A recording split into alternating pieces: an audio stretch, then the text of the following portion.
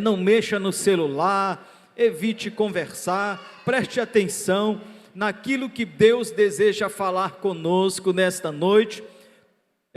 Tenho certeza que Deus vai continuar falando. Estivemos aqui pela escola dominical, os irmãos já falaram aqui um pouco sobre Gideão, sobre Juízes capítulo 8, e nós vamos dar continuidade nesse pensamento, nesse raciocínio, mas eu quero dar um tema para a nossa mensagem hoje, e o tema da nossa mensagem de hoje é o perfeito libertador.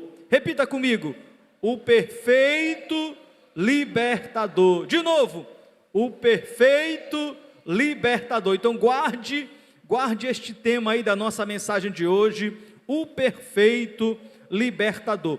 E eu quero que você abra a sua Bíblia, se você puder, sentado mesmo, seja a Bíblia no papel, seja em mídia, no celular. Abra aí João capítulo 8, versículos 31 até o 36. João capítulo 8, vamos ler dos versículos 31 até o 36.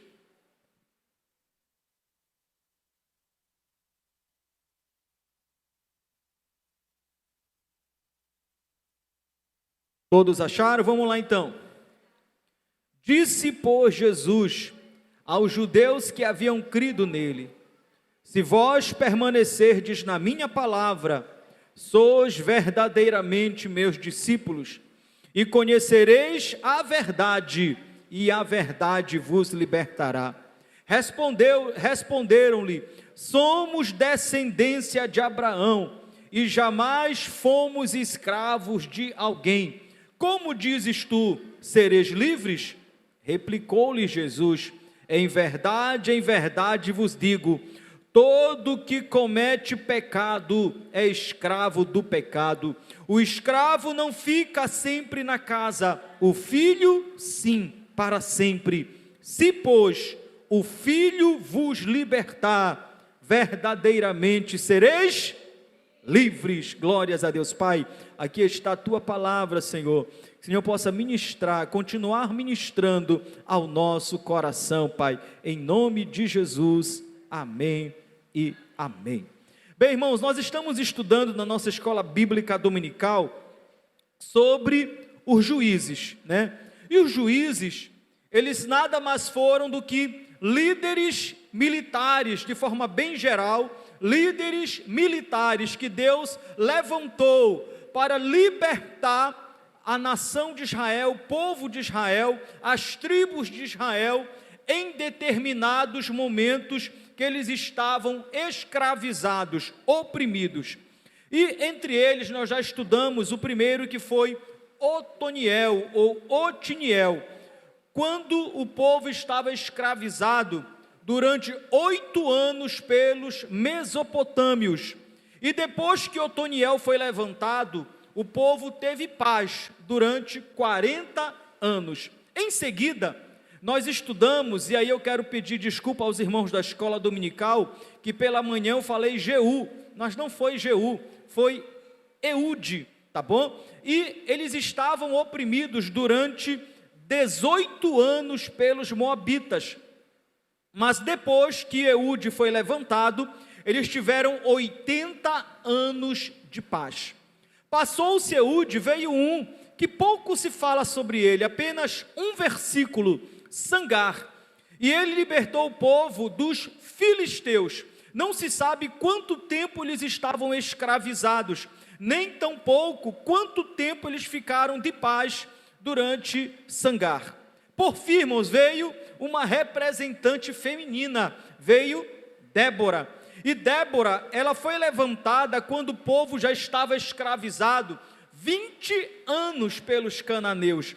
E depois que Débora foi levantada como juíza, eles ficaram 40 anos em paz. Aí, nós precisamos abrir aqui um parêntese, porque até então, nestes 4 juízes que nós vimos, o escritor não fala nada que venha abonar, que venha afetar a conduta destes juízes.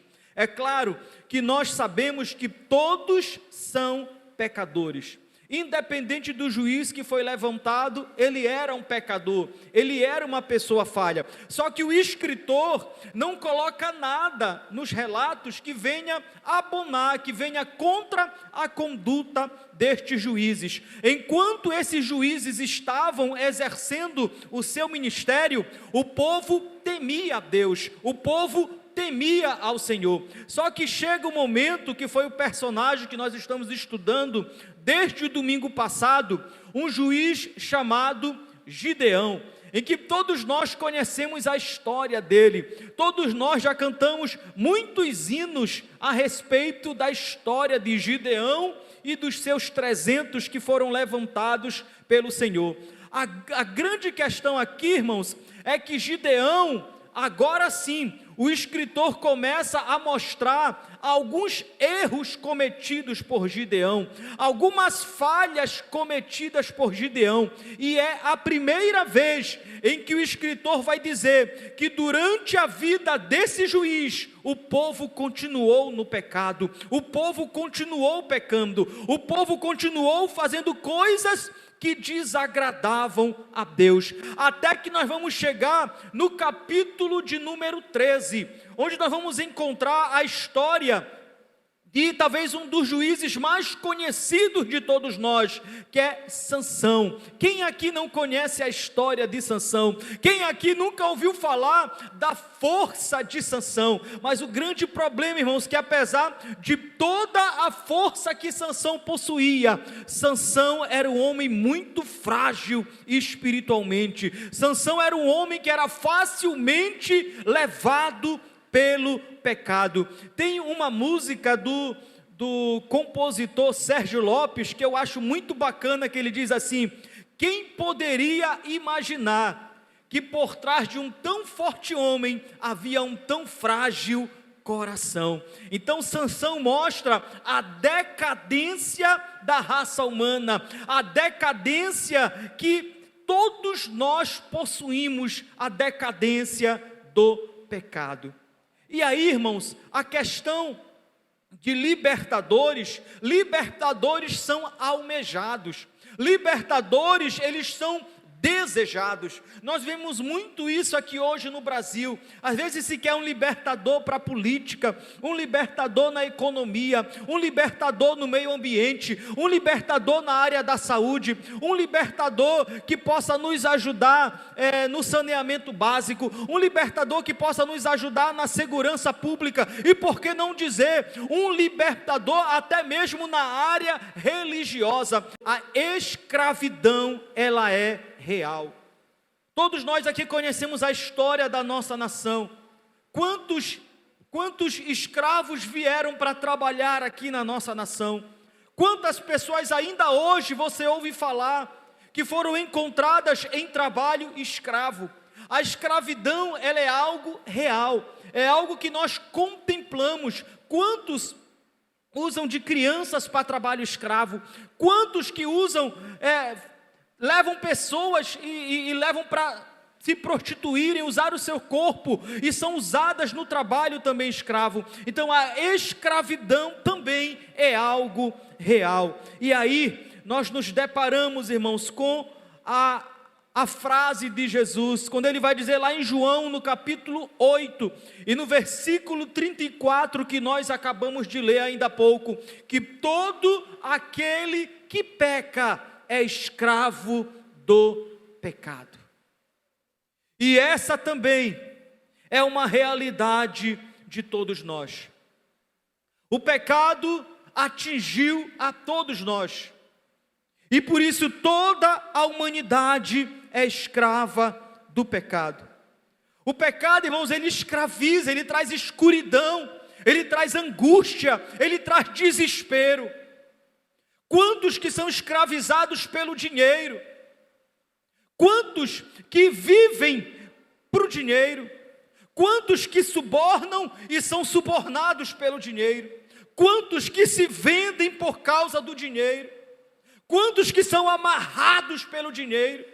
A Bíblia chega a dizer que o amor ao dinheiro é a raiz de todos os males. Eu ouvi uma frase do pastor Hernando Dias Lopes que ele vai dizer: o problema não é o dinheiro no bolso, o problema é o dinheiro no coração. Quantos vivem escravizados pelo dinheiro? Mas não é só por isso.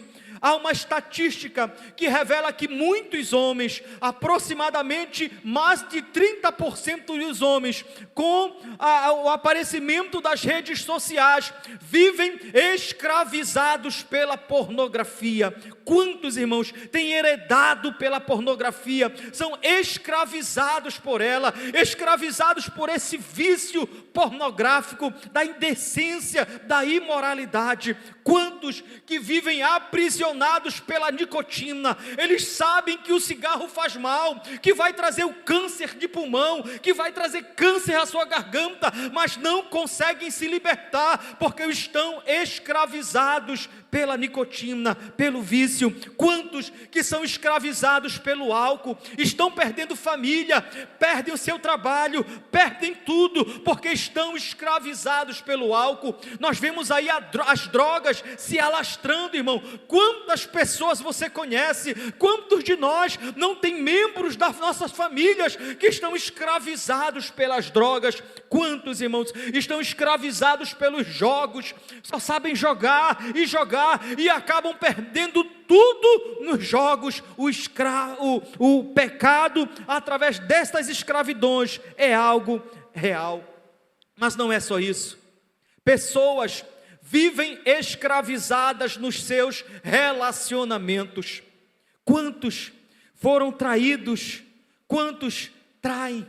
Quantos estão machucados por causa de casamentos, de relacionamentos, estão escravizados a estes sentimentos, até mesmo entre sentimentos de pais e filhos, pessoas que talvez nunca foram amadas, ou foram rejeitadas pelos seus pais, ou pais que foram abandonados pelos seus filhos. Quantos vivem escravos de relacionamentos, vivem uma vida angustiada, vivem uma vida amargurada, porque estão presos, estão enlaçados, estão acorrentados, estão sendo escravizados pelos pecados. E o pecado é cruel, a escravidão, ela é cruel. Mas eu tenho uma boa notícia para você: existe um libertador. Mesmo no meio evangélico, irmãos, pessoas vivem escravizadas pela superstição. Quantos que precisam da chave de Davi para poder abrir as portas? Quantos que precisam do sal grosso para se protegerem de mal olhado? Quantos que precisam da arca da aliança para se sentirem na presença de Deus? Quantos que precisam fazer uma campanha de libertação, campanha de 21 dias, campanha não sei de quantos dias? Quantos estão presos a superstições? Mesmo no nosso meio cristão, mesmo no nosso meio evangélico, ainda pessoas estão escravizadas. E aí eles buscam ajudas em alguém, eles buscam alguém que possa lhes ajudar, alguém que possa lhes socorrer. Mas ninguém consegue, porque ninguém pode libertar o homem, só Jesus Cristo pode trazer a libertação. Não adianta eu buscar no profeta tal, não adianta eu buscar na igreja tal, porque profeta nem igreja pode trazer libertação. Apenas Jesus Cristo foi levantado como libertador perfeito, como libertador total, como libertador completo. Apenas em Jesus o homem pode alcançar a libertação. Nós vemos que Gideão, ele foi levantado e o povo conseguiu uma libertação parcial dos midianitas, mas logo voltou a ser oprimido. Talvez alguém até possa te ajudar em determinado momento da sua vida, mas esta pessoa é limitada, esta pessoa não vai poder ir além das suas possibilidades. Então, irmãos, o que nós precisamos é de um verdadeiro libertador. Todos nós precisamos do libertador. Todos nós, em algum momento, vivemos escravizados pelo pecado. E o pecado, ele separa, o pecado, ele escraviza, ele nos afasta de Deus, e ele escraviza a alma, ele acorrenta a alma, ele traz trevas, ele traz escuridão, e apenas Jesus Cristo é o libertador, aquele que pode trazer luz. A Bíblia vai dizer que aonde na região das sombras das mortes, raiou a luz, brilhou a luz, para aqueles que estavam em trevas, para aqueles que estavam na escuridão. Eu copiei aqui uma frase de John Stott, que ele vai dizer assim: na verdade, os pecados que cometemos são manifestações exteriores e visíveis de uma enfermidade interior e invisível, são sintomas de uma doença mortal. São sintomas de uma doença mortal. E aí eu quero ler com vocês alguns textos da palavra de Deus. Primeiro eu quero ler Mateus capítulo 7, versículos 21 ao 23, em que Jesus vai mostrar a procedência de todos esses pecados, de todas as maldades que nós vemos e constatamos todos os dias. E ele vai dizer assim, Mateus capítulo 7, dos versículos 21 ao 23.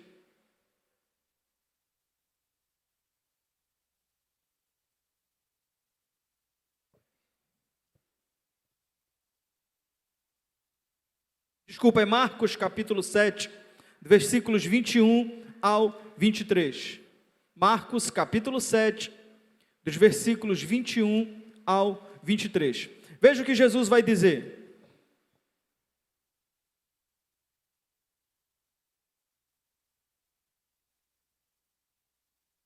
Jesus disse assim: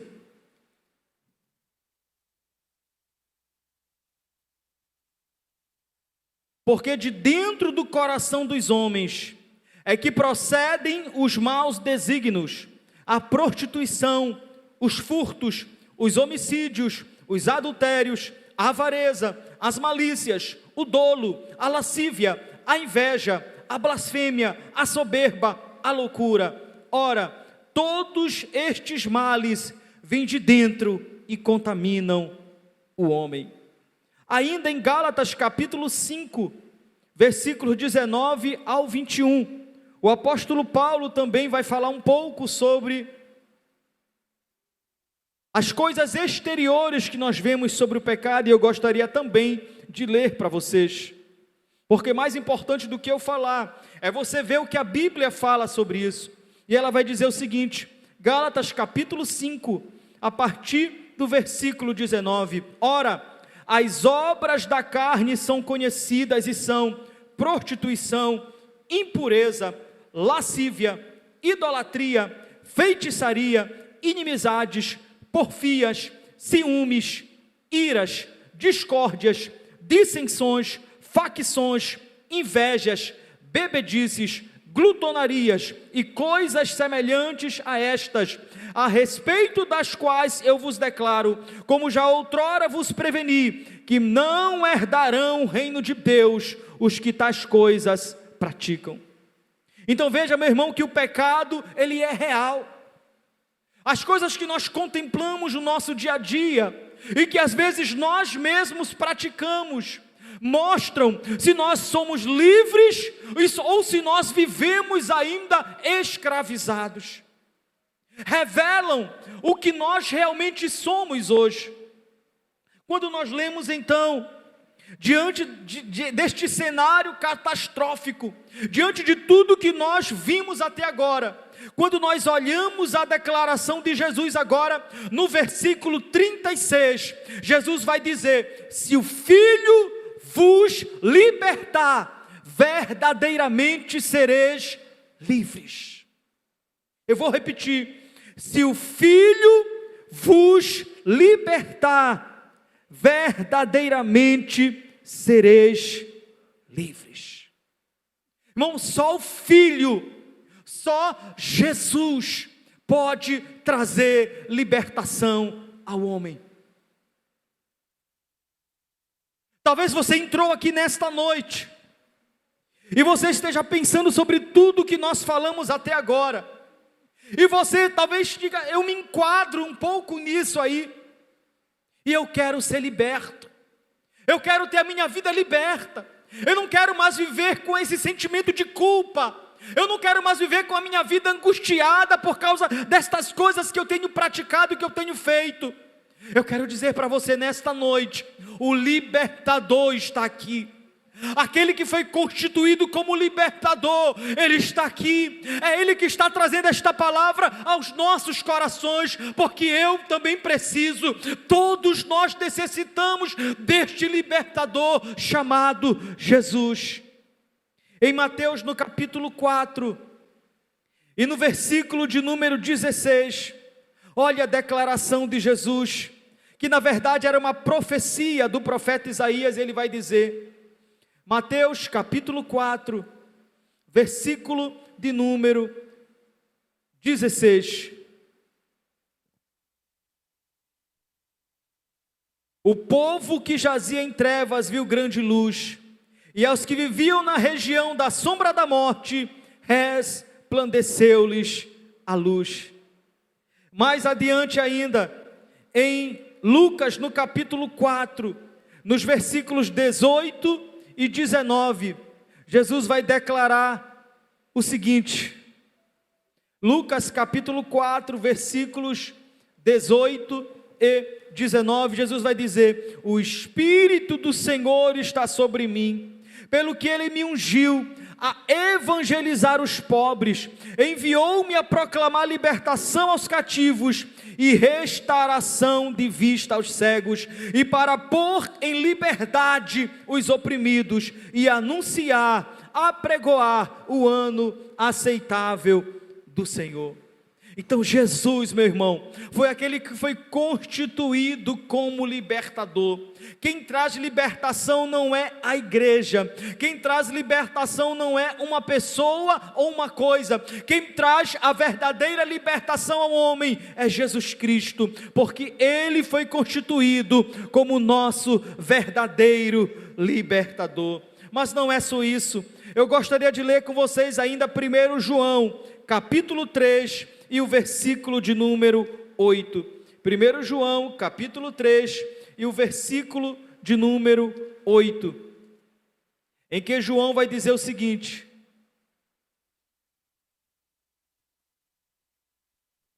1 João, capítulo 3, versículo 8, que diz assim, 1 João, capítulo 3, versículo 8, aquele que pratica pecado procede do diabo, porque o diabo vive pecando desde o princípio. Olha o que ele vai dizer: para isto se manifestou o Filho de Deus, para destruir as obras do diabo. Só existe um capaz de destruir as obras do diabo. Apenas um se manifestou para destruir as obras do diabo: Jesus Cristo, o Filho de Deus. Ele é o único que pode libertar o homem da escravidão do pecado. Ele é o único que venceu na cruz, e por isso ele clamou: está consumado. Quando o pecador lá estava crucificado com ele, aquele ladrão, e ele dizia: Senhor, lembra-te de mim quando entrares no teu reino. Jesus disse: hoje mesmo estarás comigo no paraíso. Por quê? Porque só Ele poderia fazer esta declaração, só Ele é que tem este poder de libertar o escravizado. Ele foi até o Gadareno, aquele homem vivia escravizado muitos anos, as pessoas já haviam tentado de tudo. Quando ele chegou ali, aquele homem foi transformado. Ele foi lá no poço encontrar com a mulher samaritana, ele deu uma palavra, aquela mulher vivia presa aos seus sentimentos, ela já estava com seu sexto companheiro, mas Jesus foi ali, e a vida daquela mulher foi transformada. Quem sabe você chegou aqui nesta noite sentindo que precisa ser transformado. Eu não aguento mais esta vida. Deixa eu dizer para você: Jesus Cristo liberta liberta, porque Ele disse: se o Filho vos libertar, verdadeiramente sereis livres. Livres. Só Jesus pode libertar. Para terminar, eu gostaria de ler mais 2 versículos com vocês. Gálatas capítulo 5, versículo 1. Gálatas capítulo 5, versículo 1.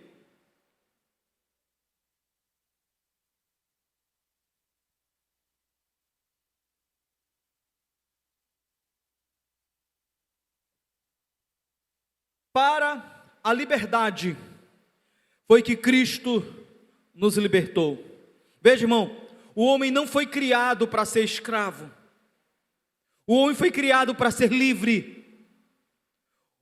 Por causa do pecado, o homem vive escravizado. Mas agora Paulo diz: para a liberdade foi que Cristo nos libertou. O desejo de Cristo, o desejo de Deus é que você seja livre. O desejo de Deus não é que você viva escravizado por nenhum tipo de pecado, por nenhum tipo de sentimento. O desejo de Deus é que você viva livre. E Paulo vai continuar: permanecei, pois, firmes, e não vos submetais de novo ao jugo da escravidão. Então você que já conhece a verdade, você já foi liberto. Não volte à escravidão. Não retorne à escravidão. É isto que Paulo está nos dizendo. E para terminar, Romanos capítulo 8, versículo 15, em que Paulo vai nos dizer o seguinte: porque não recebestes o espírito de escravidão, para viverdes outra vez atemorizados, mas recebestes o espírito de adoção, baseado no qual clamamos: Abba, Pai. O Senhor não quer que você viva escravizado pelo pecado, pelo vício, pelo engano, por nada. O Senhor quer que você o chame de papai.